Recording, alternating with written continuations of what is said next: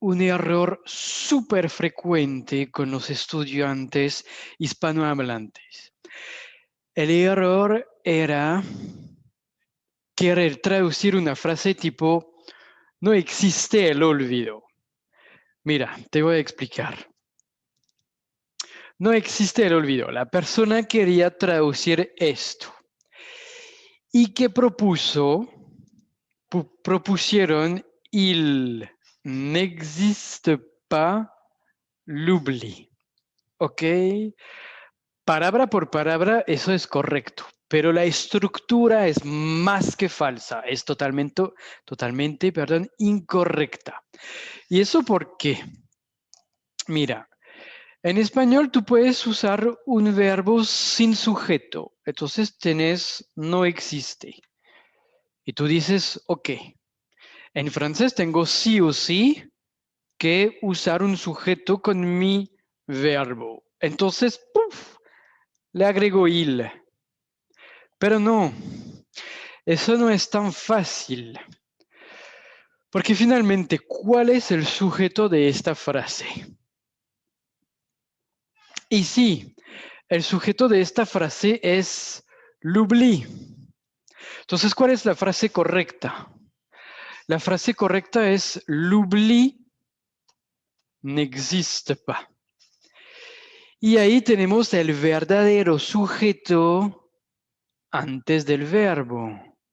¿Ok? Sujeto, verbo. Y tienes que tener esta estructura en la cabeza. Sujeto, verbo. Y también tienes que tener en la cabeza que no siempre hay que agregar ir al inicio y ya está. Y no. Y eso es un error muy frecuente. Porque suele pasar que en español usan el verbo y después el sujeto sin darse cuenta. En francés tenemos que tener siempre el sujeto con el verbo. Entonces, listo, agrego il. No, vuelve a poner el sujeto que está al final antes del verbo. Por ejemplo, viene mi hermano. Viene mi hermano a las 5 a mi casa, no sé qué. Viene mi hermano. ¿Cuál es el error súper grande aquí? Hacerlo literal. Viene, ok. Se dice vient, pero no puede usar el verbo sin sujeto. Entonces agrego il. Il vient mon frère. Esto es un error súper frecuente. Esto es totalmente incorrecto.